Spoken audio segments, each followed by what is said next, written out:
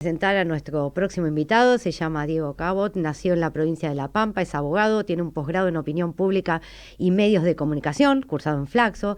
También cursó la maestría en periodismo creada por La Nación y la Universidad Torcuato Di Tella, donde se recibió con el mejor promedio de su promoción. Y ahora ahí es profesor, miembro del comité de selección y tutor de tesis.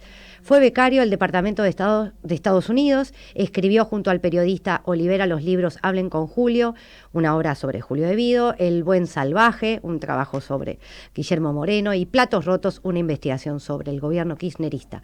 En agosto de 2018 publicó la investigación sobre los cuadernos de las coimas en la era kirchnerista, que dio origen a su libro Los Cuadernos. Por este trabajo periodístico recibió el premio Rey de España 2019, que se suma, por supuesto, a otras distinciones por su labor. Actualmente es prosecretario de redacción del diario La Nación. Bienvenido, Diego, al programa. Hola, ¿cómo andás? Muy bien, sé que estás a las corridas. La verdad que los periodistas somos periodistas, todo eso es como demasiado para no me siento cómodo en ese lugar. Es que me lean el currículum. No, pero bueno, este segmento es segmento cambio de roles, y entonces ahora vos dejás de ser periodista por un rato y pasás a ser el entrevistado.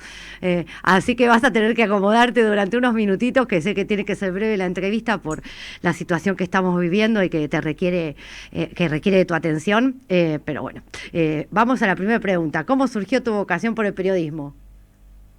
Bueno, siempre fui muy cercano al mundo de la noticia, la política, la actualidad. Sí. Me gustaba mucho.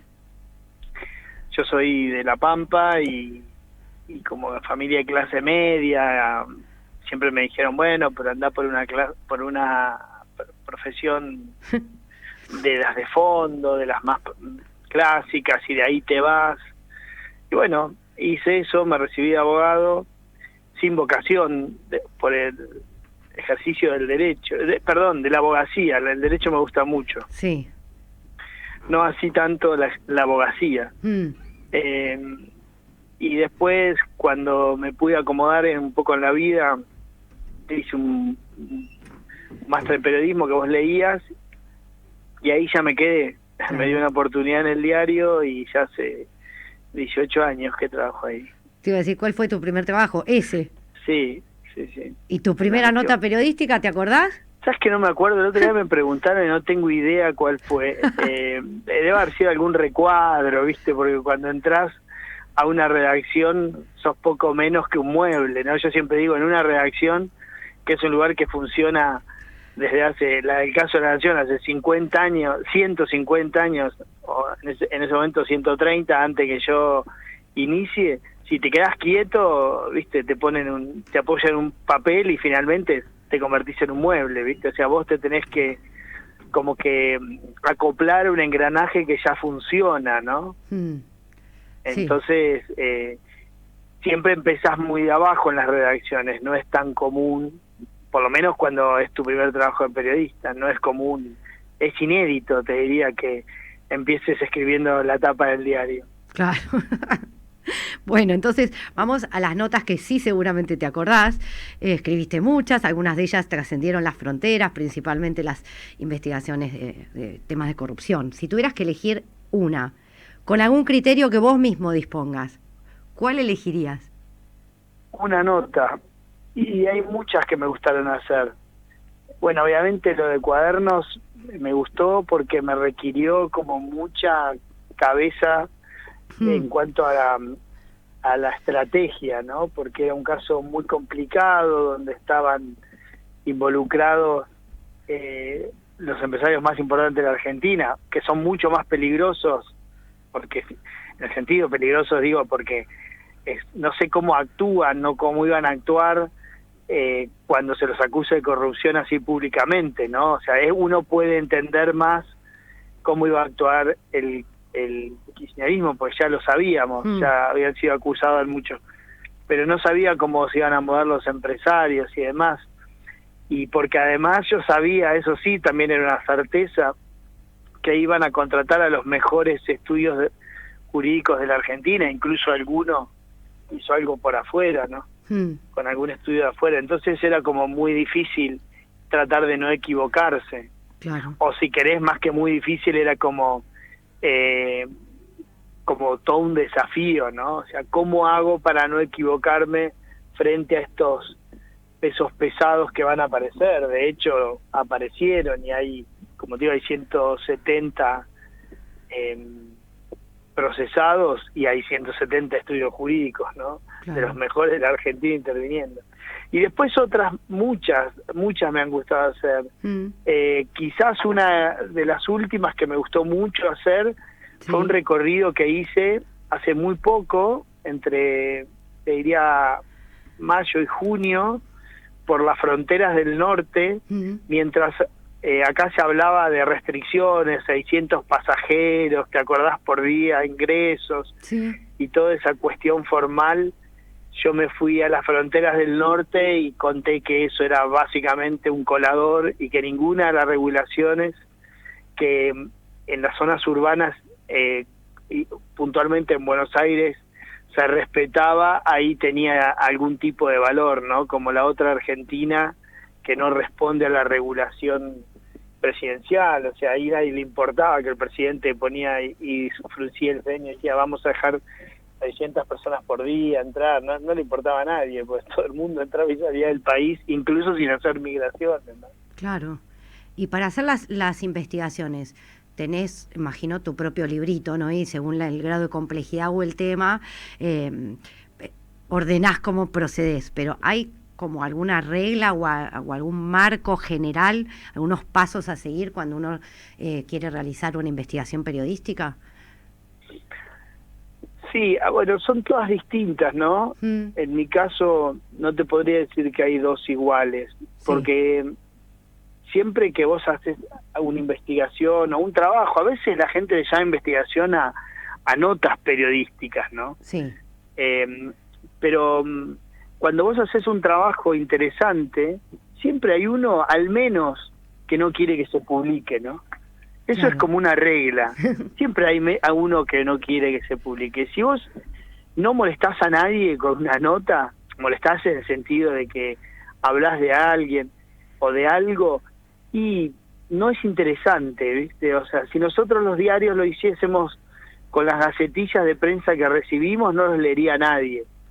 Nosotros hablamos y a la gente involucrada muchas veces no les gusta y les molesta. Entonces, eso hace que todas sean distintas, porque el personaje es distinto y vos te aproximás de una manera u otra. A veces sabés que va a ser una confrontación y otras veces ya hablaste con él, te atendió y pudiste poner su punto de vista. A veces ni te atienden, vos lo llamás y no te atienden.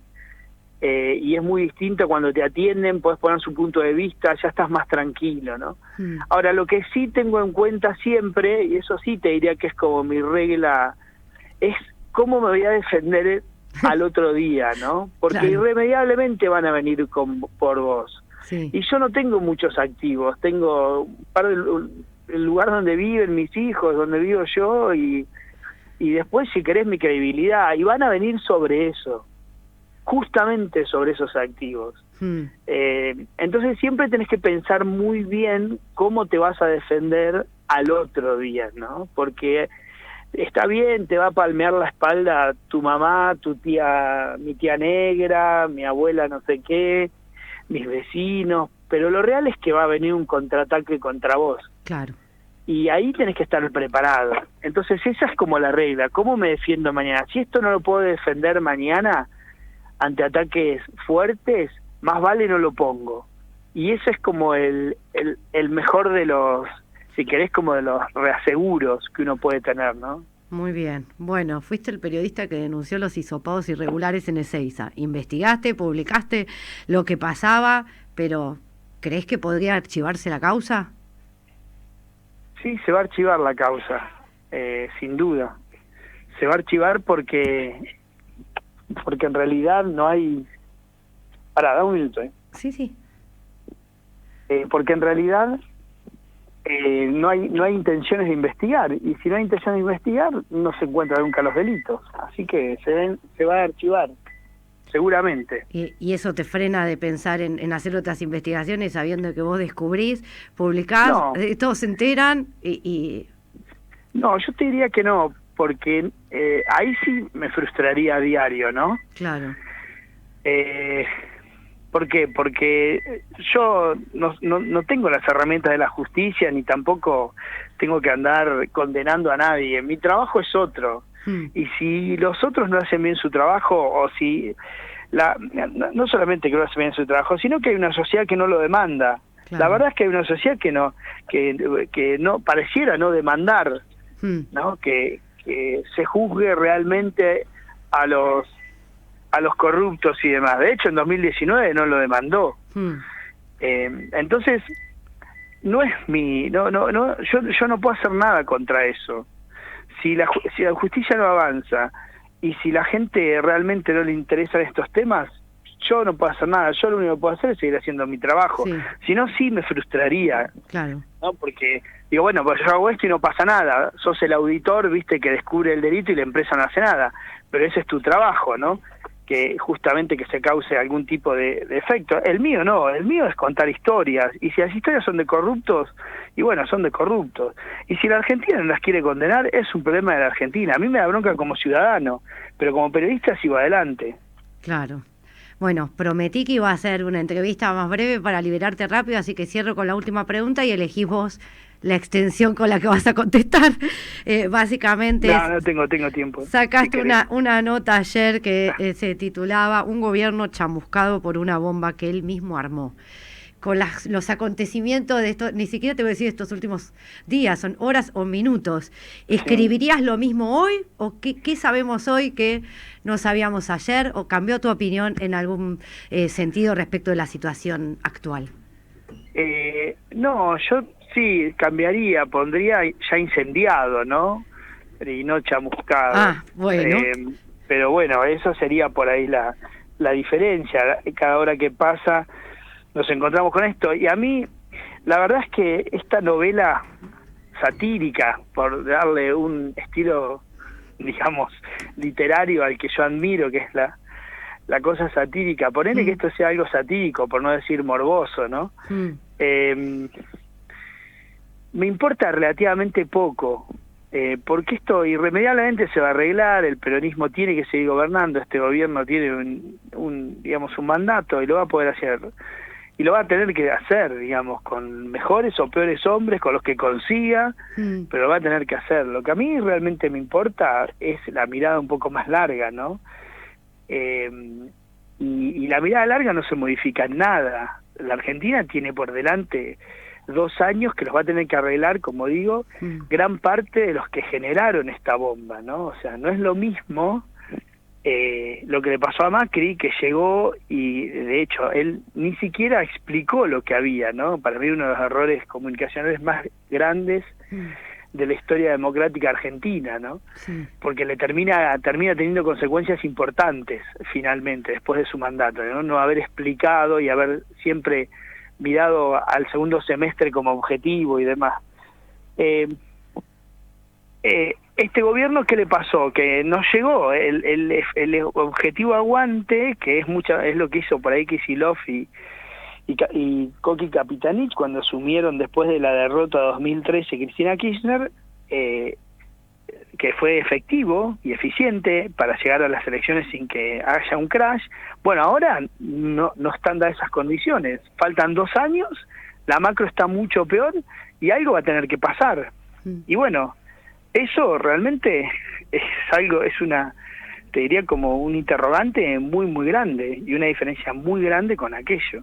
Sí, muy preocupante. Bueno, antes de liberarte, te prometo que es la última esta vez, siempre preguntamos en este bloque al periodista entrevistado por un consejo, ¿no? ¿Qué recomendación le darían a los estudiantes, o sea, a los chicos que están estudiando periodismo o comunicación? ¿Qué consejo? Y yo creo que el primero es que sean ambiciosos, ¿no? A mí me embola mucho los periodistas que no buscan que todas sus notas sean tapa del diario. Yo me enojo, en general no voy a la tapa, digo a la tapa del diario como puede ser apertura de la web y demás, ¿no? Y en general uno pierde. Claro. Yo soy un gran perdedor, porque contás una de cada 100 historias a las que te adentrás. Y tenés que seguir y seguir y seguir hasta que una por ahí da, ¿no? Claro. Entonces me parece que hay que ser ambicioso para tratar de contar las mejores historias, ponerle mucha energía.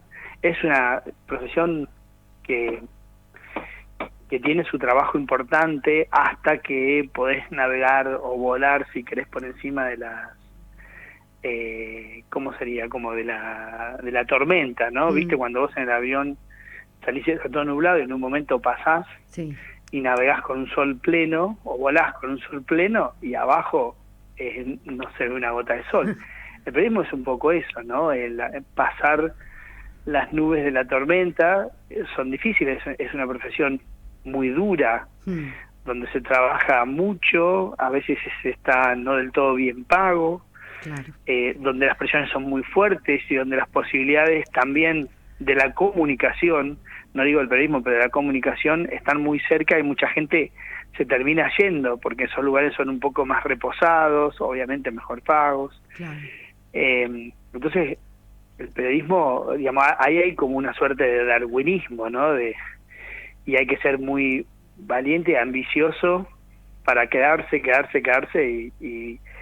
y poder, como digo, sobrevolar esa tormenta, ¿no? Pero me parece como que hay que ser paciente y además es una profesión, y eso sí, digamos, lo digo siempre, como que no se puede ejercer si uno no tiene realmente una vocación, Claro. porque es ingrata, en el sentido, como digo, nosotros podemos poner 1000 veces 1000 verdades, si te equivocás una vez, porque además te equivocás, porque sos humano, Sí. y digamos lo pagás con un costo fenomenal, ¿no? Entonces hay que ser muy paciente y muy constante. Muy bien, muchas gracias por tu recomendación y por tu tiempo y éxitos en el resto de la jornada. Bueno, te mando un beso, Nanda. Chao, Diego. Chao. Bueno, queridos oyentes, ahora vamos a unos segunditos de tanda musical. Me dicen que tenemos al invitado en línea.